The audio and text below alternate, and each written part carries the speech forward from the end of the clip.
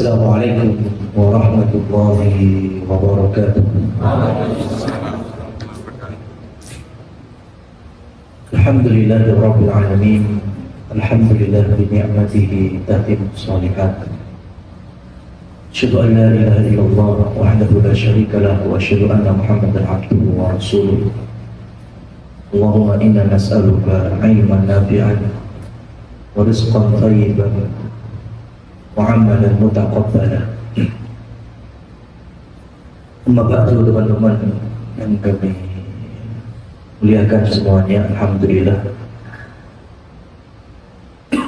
pada kesempatan kali ini kita bisa kembali ke dalam kajian rutin, mencoba menyirami hati kita, juga mencari cahaya supaya kehidupan kita semakin cerah dalam naungan Allah serta ridhonya. Dan di salah satu fase dalam kehidupan kita,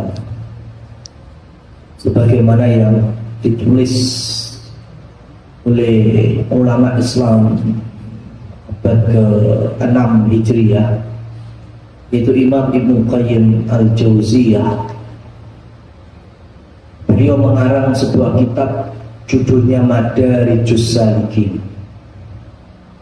artinya tangga-tangga atau stasiun-stasiun. Karena kita ini adalah orang yang sedang berjalan, hamba Allah yang sedang menempuh perjalanan. Perjalanan apa? Perjalanan antara iyyaka na'budu wa iyyaka nasta'in. Jadi menurut beliau, kehidupan manusia itu hanya sebatas dalam perjalanan memahami dan mengamalkan iyyaka na'budu wa iyyaka nasta'in. Hanya kepadamu lah ya Allah aku beriman, menyembah, beribadah, dan hanya kepadamu lah ya Allah kami ini bergantung, berpasrah diri.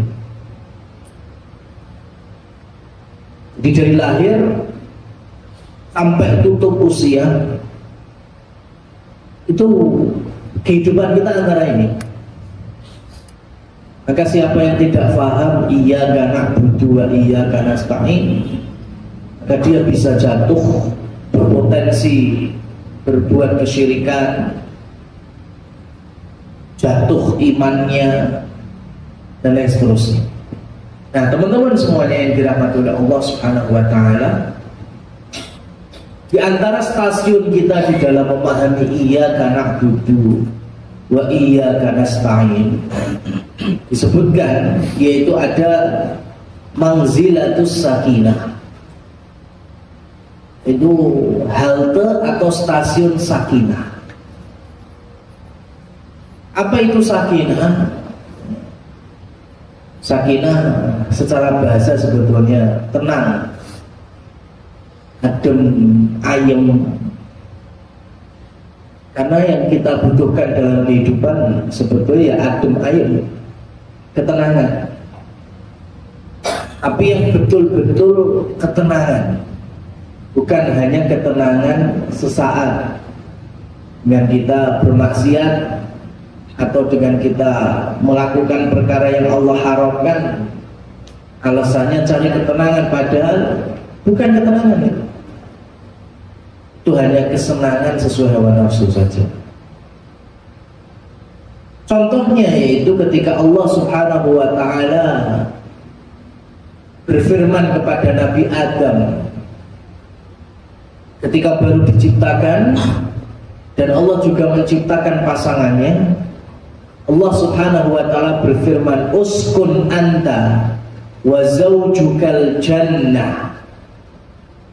Uskun anta, ini kalau terjemahannya, tinggallah engkau wahai Adam, wa zawjuka, dan pasanganmu yaitu Hawa, di mana? Di dalam surga.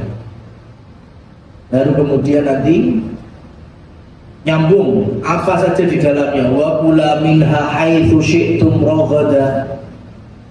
Makan, minum, semuanya di dalam surga itu nikmat.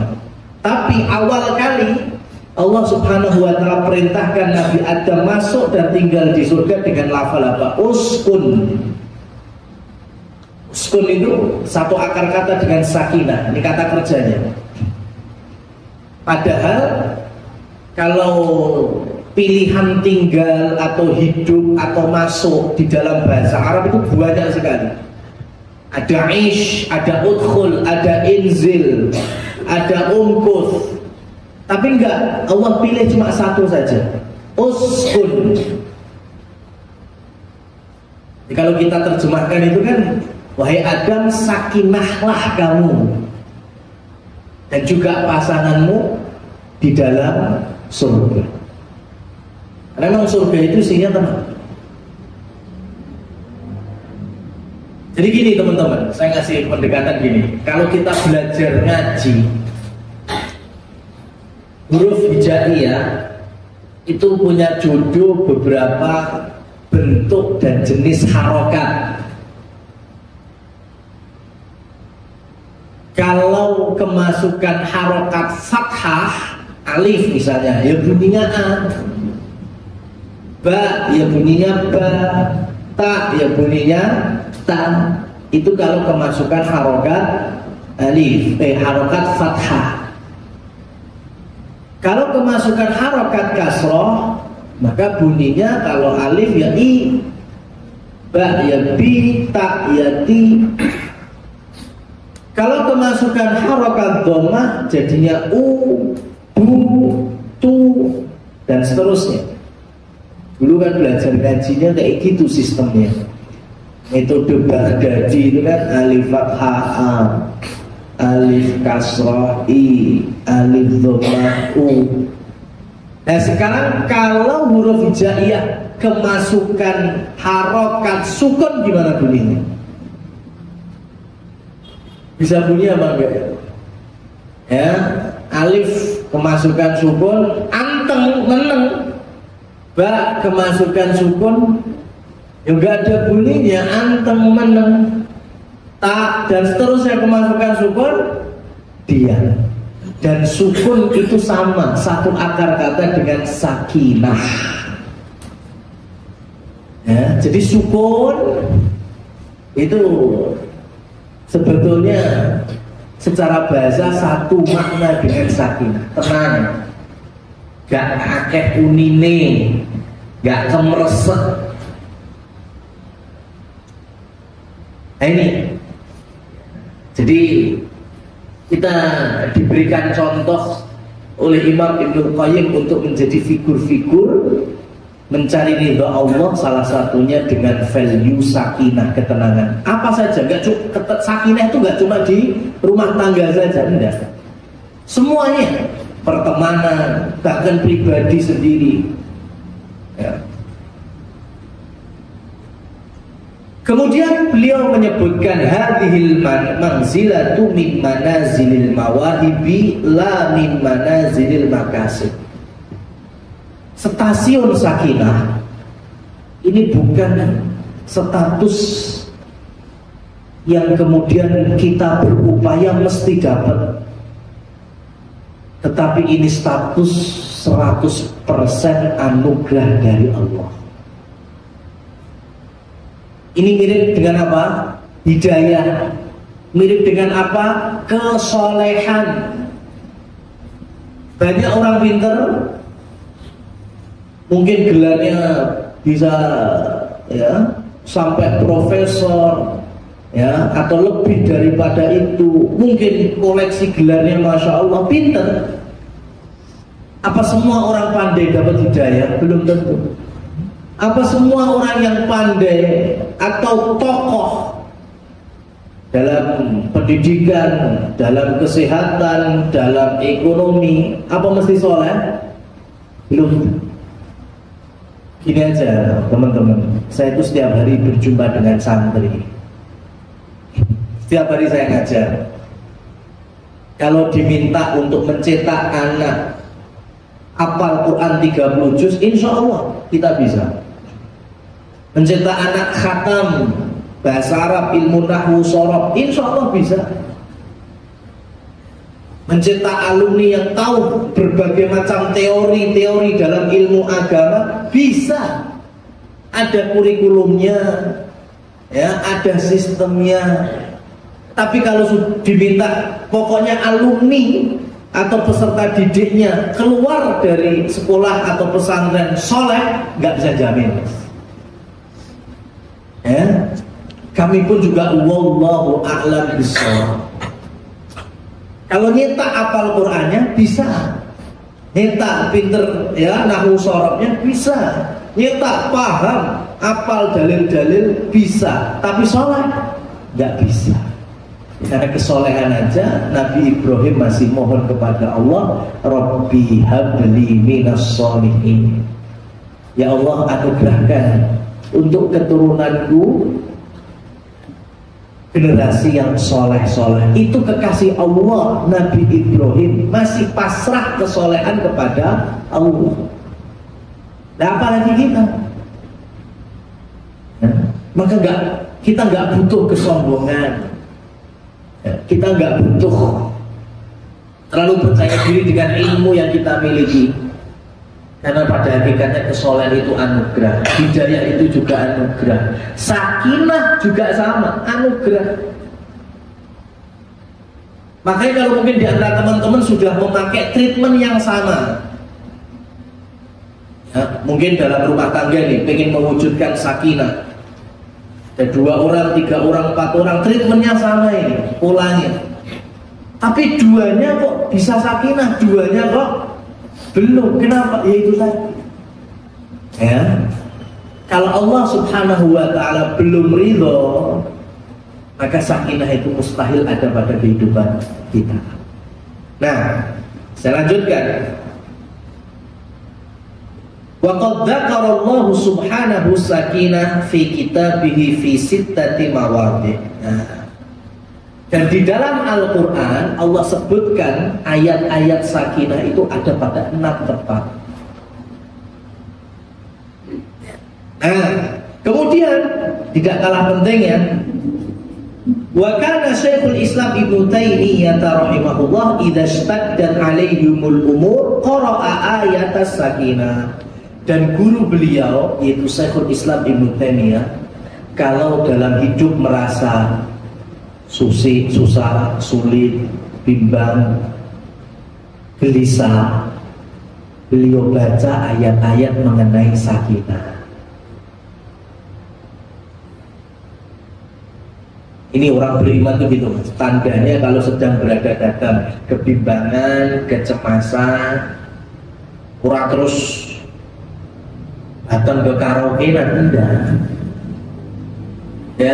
enggak terus open table, enggak ya, tapi buka ayat-ayat Allah, diantaranya ayat-ayat mengenai sakinah.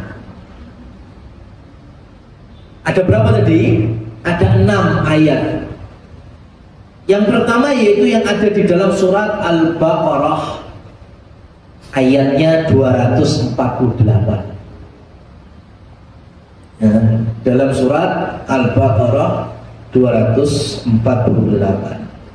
Allah Subhanahu wa ta'ala berfirman, wa qala lahum nabiyyuhum inna ayata mulkihi ayyatiyakumut tabutu fihi sakinatum min rabbikum.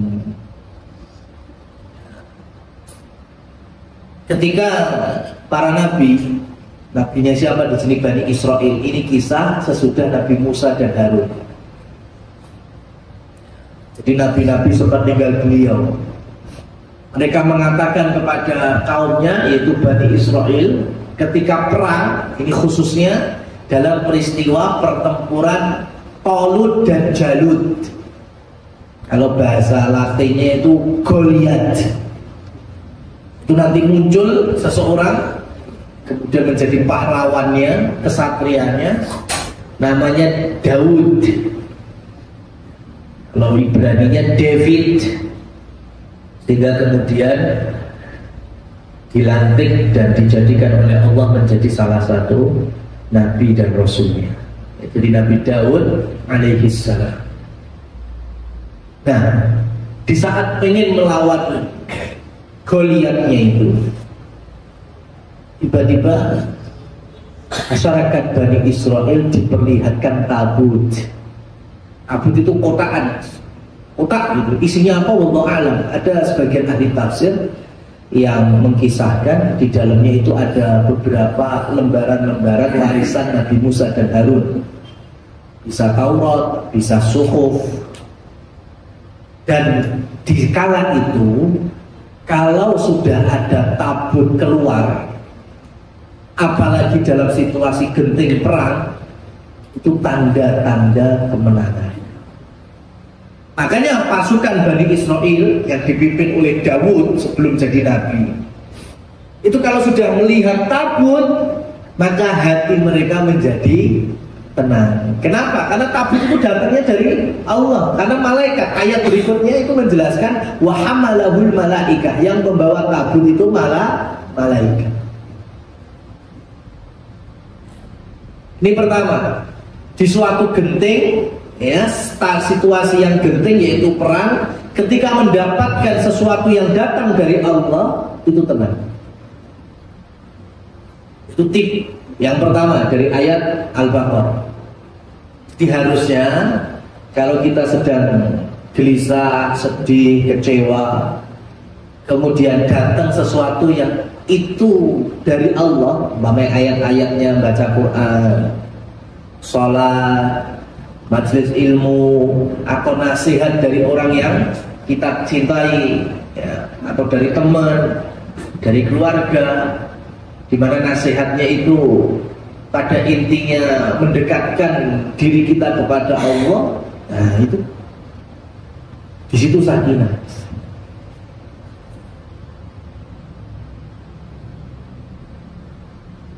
Ayat yang berikutnya di dalam surat At-Taubah yang nomor 26, ya, ayat yang ke-26 di surat At-Taubah.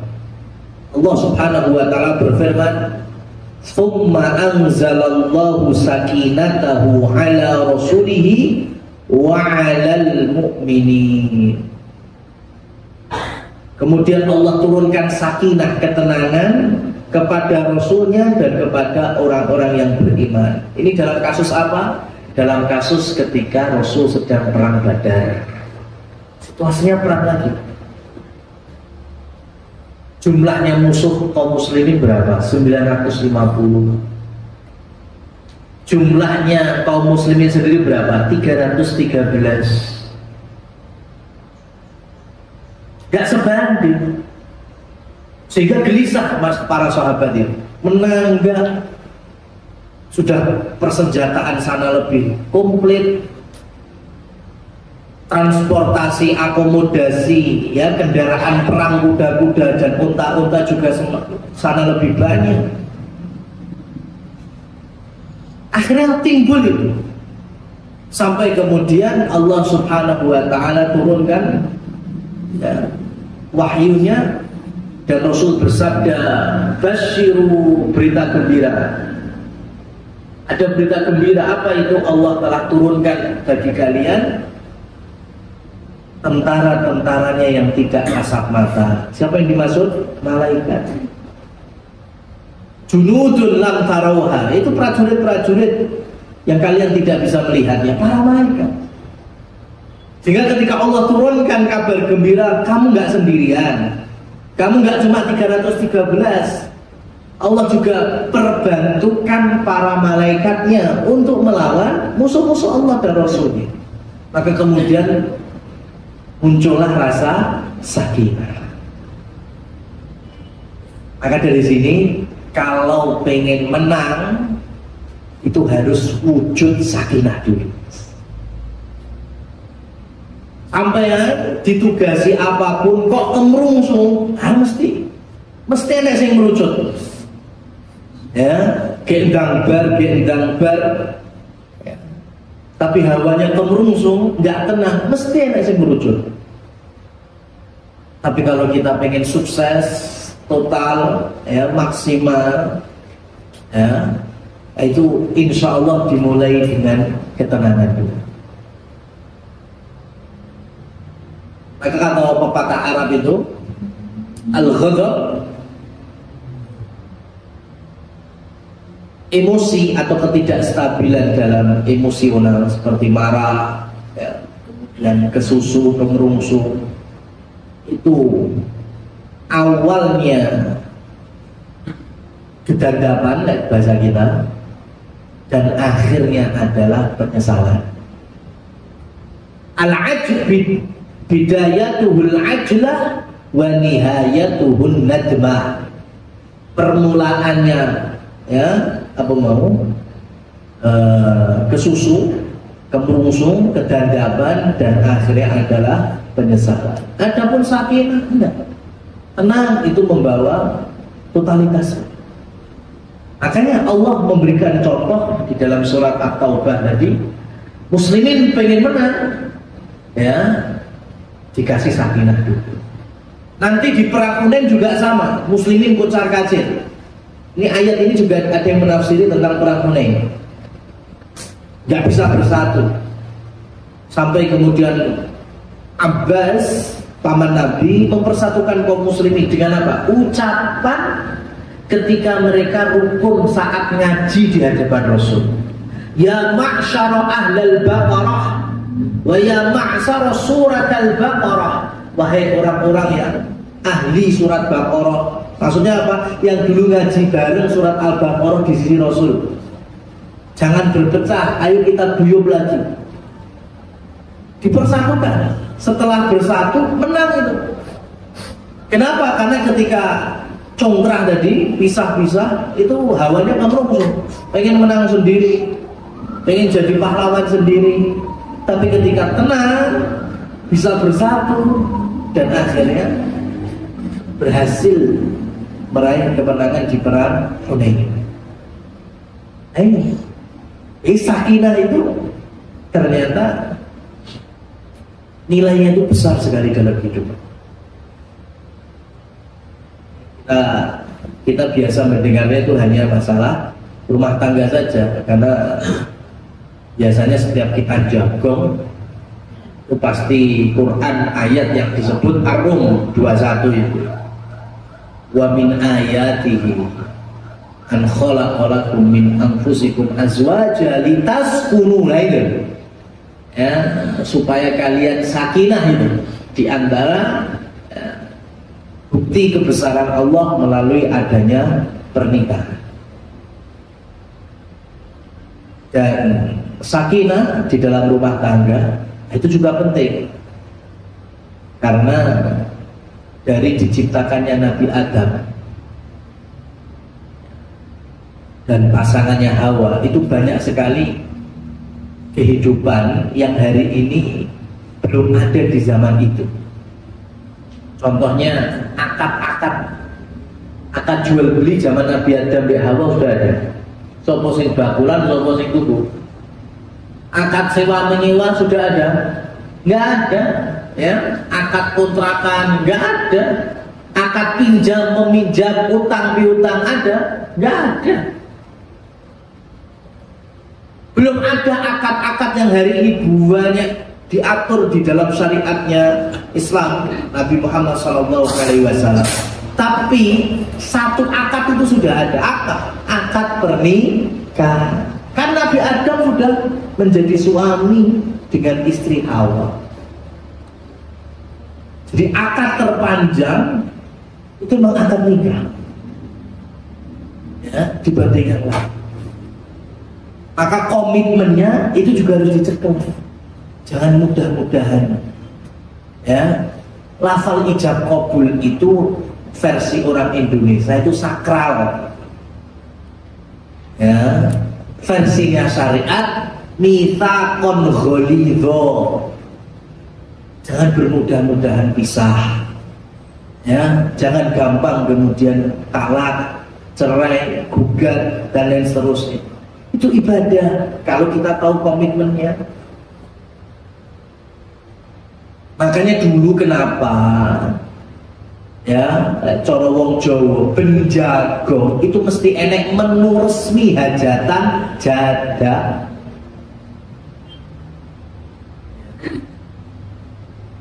Kalau di beberapa wilayah, apalagi daerah-daerah yang kalau dekat kita yuk sekitar kaki Merapi, Merbabu itu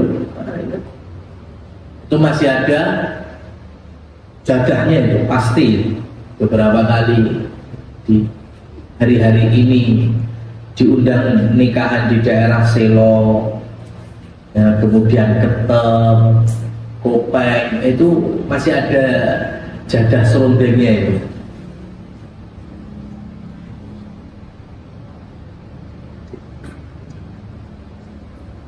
Jadah itu terbuat dari apa? Bahasa kerennya glutinous rice. Lek ketan yang kita orang maju, tapi lek glutinous rice atau apa itu? Sky rice itu ketan itu, tapi ditosok, ya, ditumbuk dengan lapisan kain dulu itu. Kalau di hajatan yang premium, kalau daerah Merapi yang segitu, teman-teman nanti nggak apa-apa itu kalau pengen nyoba, itu kan ada yang cukup terkenal itu.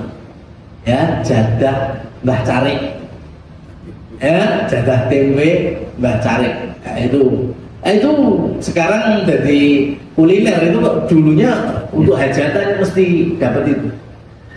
Karena memang orang Jawa dulu itu ada pesan di dalamnya. Ya, termasuk saya dulu ketika masih anak-anak, keluarga saya itu ada yang di Mediun, ada yang di Ponorogo, ada yang di Platae, nyebar. Tapi dulu saya masih ingat, kalau umpamanya saya main ke Pak Lek yang di Ponorogo, itu mesti keluarga itu di antara bawaannya mesti ada jadah. Dan bagian jadah saya neng baskom ini mesti saya yang bawa. Ya. Nanti kalau yang keluarga Ponorogo ke Medion, itu yang oleh-olehnya diantaranya jadah. Mulai pengen silaturahim neng Magetan, yuk gawane jadah. Hari ini kita harus gak ada. Paling diomong panganan besok. Padahal dulu ya namanya juga bocah-bocah, ya itu kan yo kok bendino, ya bendulan mesti gawane jadah. Ya, kalau ada panganan liya. Tapi memang dulu Pak D itu bilang, ini jadah ini versi wong Jawa ini pancen jelengen teksture wae kelet. Ya memang biar melengketkan hubungan saudara. Ya, makanya digawe oleh-oleh jadah. Ya, dan yang terbaik itu kalau handmade, gawean dewe. Rata-rata dulu kayak gini. Ya, orang tua saya yang bikin sendiri, ngadoni sendiri, ngulek sendiri, dan lain seterusnya. Makanya kalau di wilayah kidul Merapi itu kalau orangnya cukup kaya, itu jadahnya, teman-teman ada yang tahu ya, jadah engko jobone enek ditutup dadar dok. Ya, ini jadah, tapi nggak cuma jadah putih kan ditutup, enggak.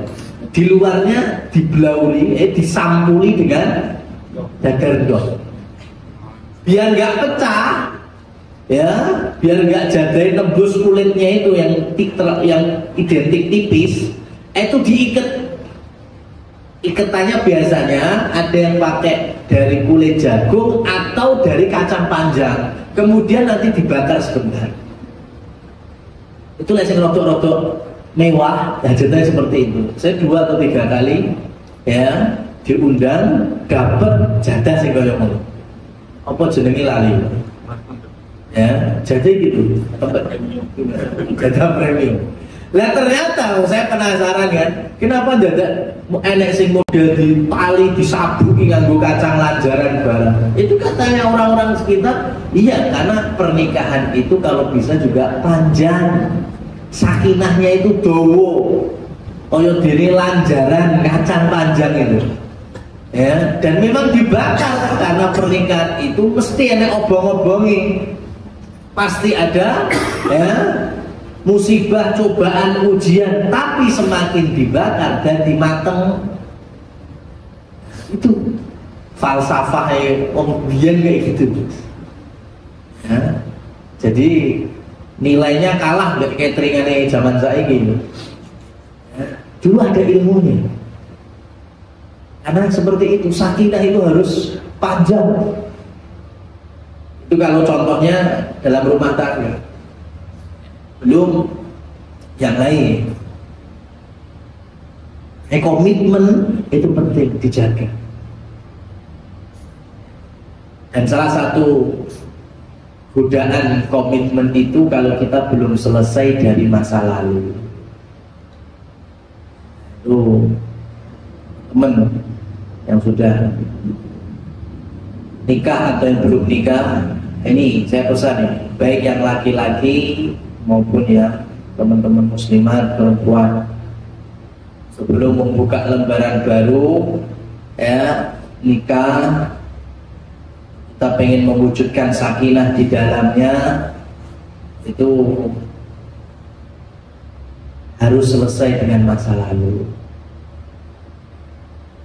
Teman-teman yang laki-laki yang udah lamaran, apalagi sudah akad, nah itu WhatsAppnya jangan seperti kos-kosan putri, ya, isinya ya komunikasi sama lawan jenis intens lagi.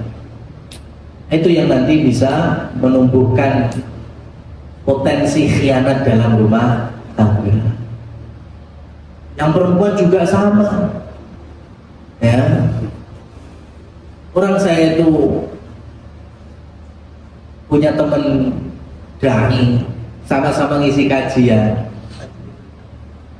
Di sana, ya teman saya ini bawa keluarga, bawa istri, bawa bayinya. Nah, ternyata di bagian jamaah wanita itu ada satu sosok wanita yang memang bukan jodohnya teman dai lagi, karena jodohnya itu yang istrinya sekarang. Nah istrinya kan ada di barisan jamaah putri itu sambil gendong bayi. Nah ternyata si perempuan si dia tadi ini ya, nimang-nimang bayinya ustadznya, ya ngilang-ngiling ya, sambil gendang-gendong, kemudian terucap dari lisannya sing ngrungokne gek duwe ora wong siji loro. Mau ceritanya sampai kedengar sampai saya. Jadi si perempuan yang bukan jodohnya ustadznya tadi sambil nimang bayi ustadznya itu ngomong, nah kuduke sing dadi umimu ki aku. Nah, rusak kalau kayak gini. Ya. Betul. Ya, itu terjadi. Ya. Bagaimana bisa membangun komitmen kalau urusan sebelumnya belum tuntas? Menikahi orang yang kita cintai itu masih kemungkinan, tapi mencintai orang yang kita nikahi saat ini keharusan. Gak usah dicatat, gak usah guys status, dipahami loh. Ya. Jadi menikahi orang yang kita cinta itu masih kemungkinan jodoh, kemungkinan dilamar di sini wong liya. Tapi mencintai orang yang hari ini menjadi jodoh kita, menjadi pasangan kita, itu kewajiban.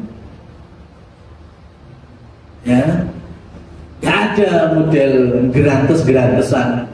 Ya, masa lalu itu gak ada. Itu yang gak menumbuhkan sakinah nanti. Saya di luar kota pernah itu ya Allah, hajatan menunya tuh pokoknya asik Orang umroh pernikahan Jawa. Jawa itu menunya apa? Kadang ya penting sambal goreng ati, sop, itu ya udah lumrah ya.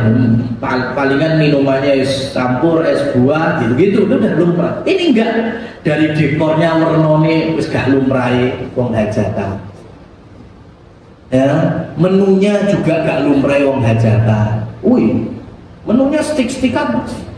Ya, stik tenanan. Wah, ini mewah tenan. Ya.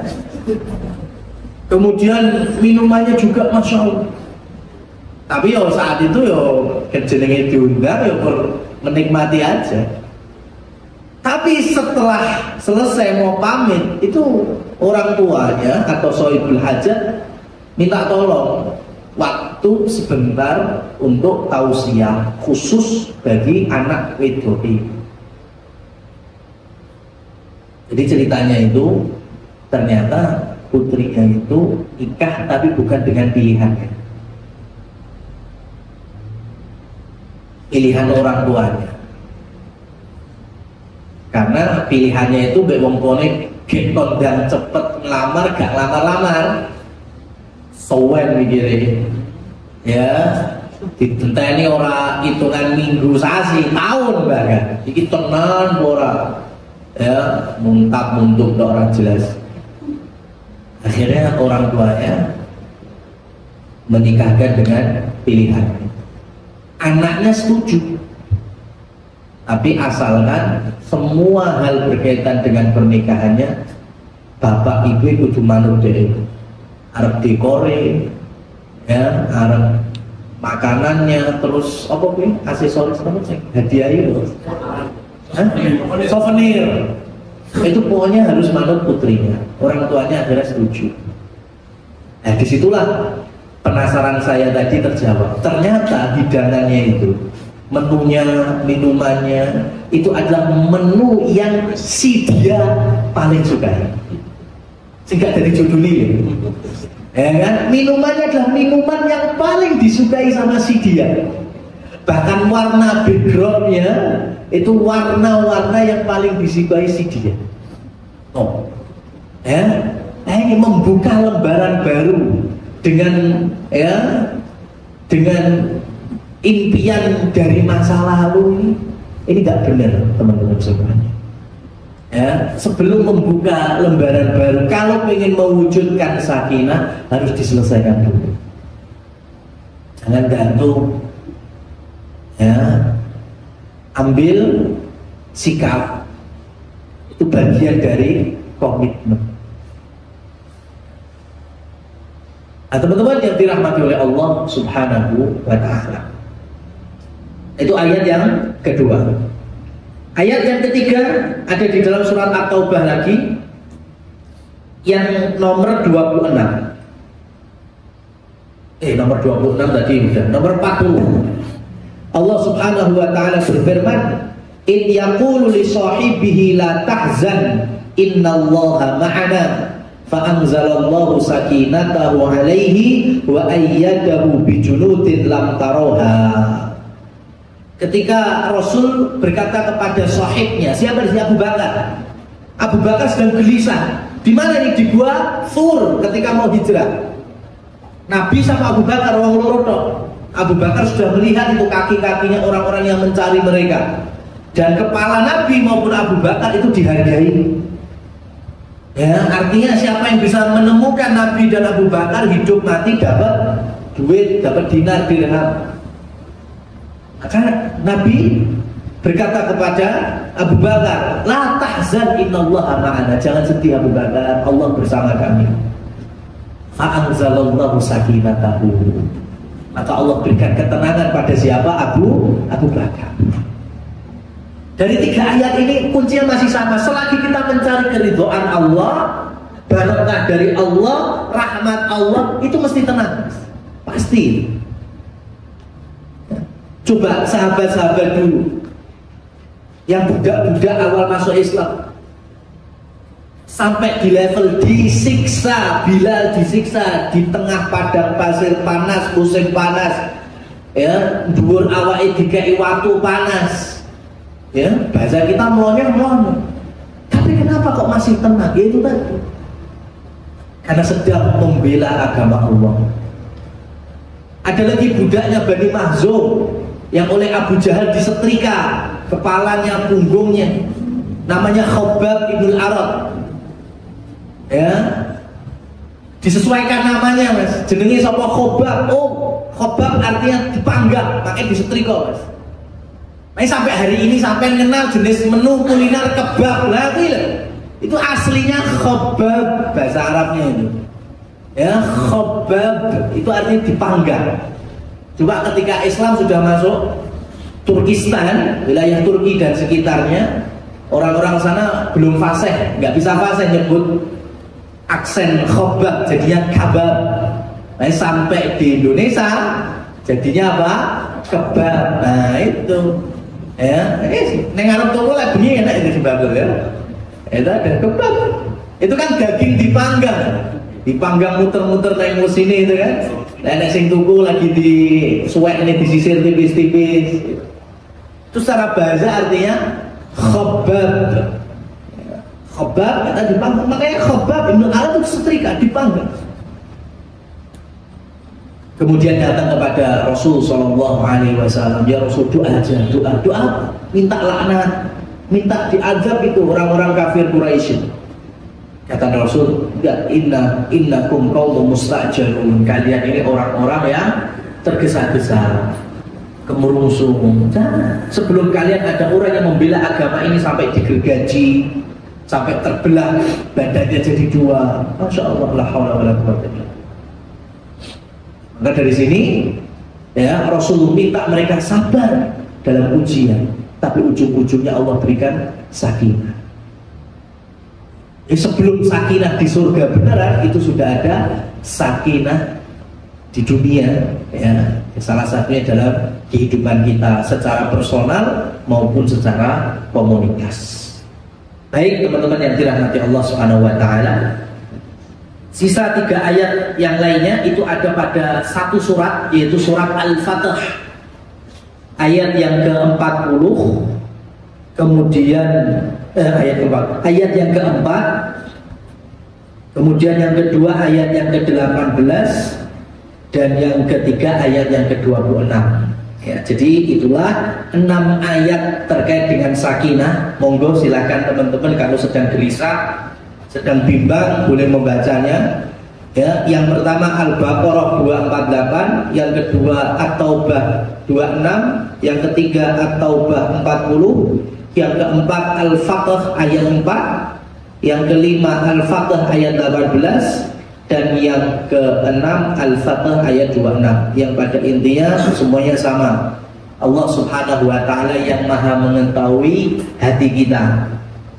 Kalau hati kita sudah semeleh ridho mencari ya betul-betul lillahi ta'ala, maka disitulah nanti Allah akan turunkan sakinahnya. Tapi kalau kita hanya sebatas lahiriah, belum ikhlas atau masih beda-beda keikhlasan kita, maka tentu wujud sakinahnya juga masih beda-beda. Wallahu a'lam bishawab. Demikian yang bisa kami sampaikan. Waktu dan tempat kami serahkan kepada teman pembawa acara. Demikian materi kajian pada pagi hari telah disampaikan oleh Ustaz Iqbal Muhammad. Dan juga apabila perlu ada yang perlu disampaikan ataupun dalam kajian, monggo silakan waktu dan tempat saya persilakan dari rekan-rekan untuk bisa bertanya kepada Ustaz Iqbal.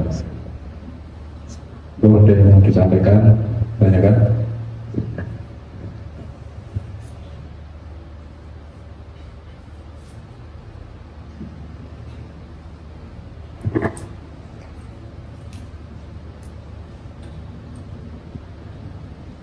Tidak ada. Apabila tidak ada, untuk kajian pagi hari ini dari awal dan sampai akhir kita tutup dengan doa kepada majelis. Subhanallah.